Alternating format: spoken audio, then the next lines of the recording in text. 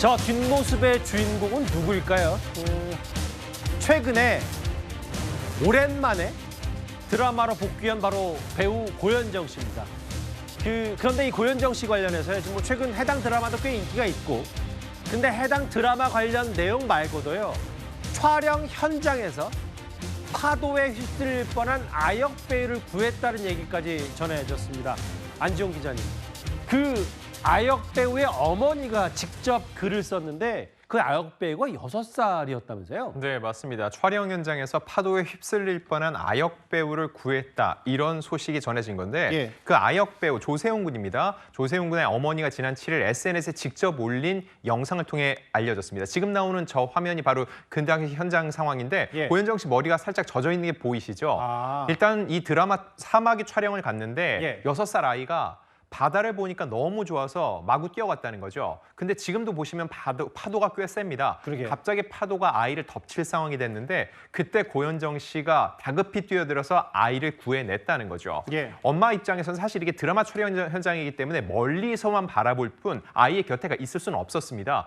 결국 그 곁에 있었던 고현정 씨가 본인의 이런 상황들을 전혀 생각하지 않고 곧바로 뛰어들어서 아이를 구해서 이 아이에 대해서 생명의 은인이란 표현까지 썼는데 사실 과거에도 이 유사한 또 하는 사례가 있었습니다.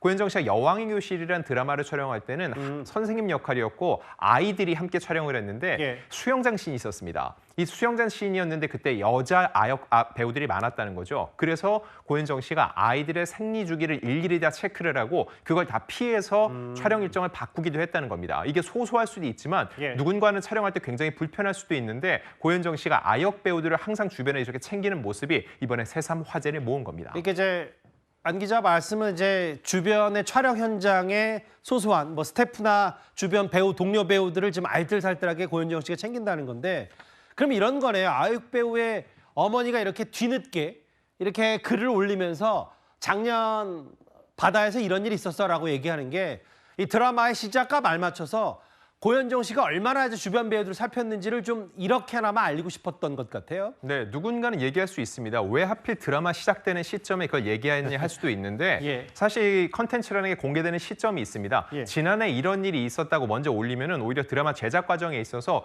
조금은 좀 불편함이 있을 수 있으니까는 드라마가 공개가 됐고 이 드라마가 또 동시간대 1위 시청률을 기록하면서 화제를 모았거든요. 예. 그런 상황 속에서 지난해 사실 이런 일이 있었다라면서 뒤늦게나마 고현정 씨에게 고마운 마음을 표현하고 싶었던 것으로 보입니다. 여기 이제 이번 주제 주인공 고현정 씨와 함께 90년대, 2000년대 뭐 그때는 이제 안방극장이라는 표현도 썼고 스타덤에 올랐던, 그리고 동갑내 그 배우 이영애 씨 관련 소식도 하나 있는데요. 사실 이영애 씨도 최근에 나란히 이제 작품 활동을 고현정 씨와 비슷한 시점에 시작을 했는데 최근에 한 특정 유튜브에 출연해서요, 안 기자님. 이영애 씨가 그러니까 아들, 딸, 이제 일란성 쌍둥이인가요? 쌍둥이가 있잖아요. 그런데 딸이 아이돌에 관심이 많아서 지금 아이돌 오디션을 본다라고 얘기를 하고 있더라고요. 자, 고현정 씨랑 이영애 씨 둘 다 30년째 톱스타죠. 주인공을 하고 있고요. 하지만 집에서는 영락없는 엄마일 수밖에 없는 겁니다. 예. 벌써 이 일란성 쌍둥이 딸이 15살 중학생인데 예. 그래도 재능이 있습니다. 선화예중 성악과에 재학 중인데 아이돌에 관심이 많다는 거죠. 예. 근데 엄마 입장에서는 오래 기간 활동을 해왔으니까는 화려한 면만 보고 아무래도 힘든 거는 보지 못하는 게 우려스럽긴 한데 그럼에도 불구하고 본인이 무턱대고 말리면은 엄마를 원망할 것 같아서 지금은 지원해주고 있다고 하고요. 본인 입장에서는 딸이 좋아하는 아이돌 그룹의 콘서트를 같이 가면서 또 딸의 꿈을 조용히 지원하고 있다고 합니다. 예. 또 이영애 씨 같은 경우는 오늘 20일 새로운 드라마 운수 좋은 날이라고 방송을 앞두고 있는데 예. 이 작품에서 또 하나 흥미로운 건 예.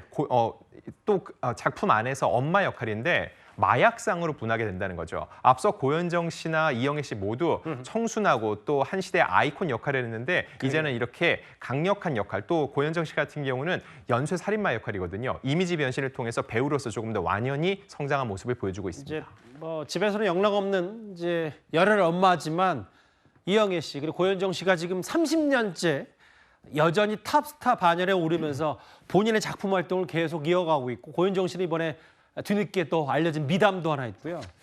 안지용 기자가 나오셨으니까 사실은 이 질문도 좀 드리고 싶은 게, 조금 전에 대통령실이 인선을 발표한 게 있어요. 바로 제가 한번 보면 대통령 직속에 대중문화교류위원회라는 데가 있는데 여기에 문체부 장관과 함께 공동위원장에 JYP 박진영 대표가 내정이 됐습니다. 이제 좀 어떤 의미라고 받아들일까요?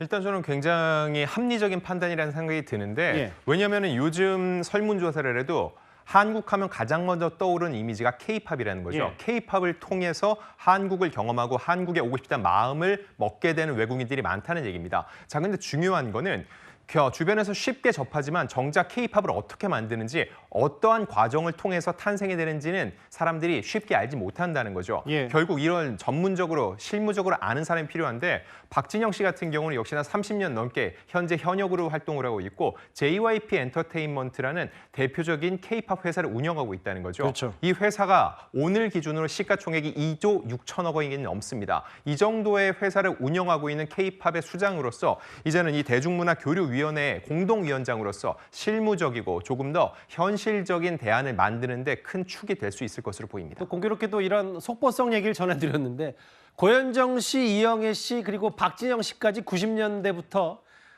이 연예계를 풍미했던 이제 톱스타들, 특히 이제 박진영 씨는 이제 중책을 맡게 됐고 현 정부에서.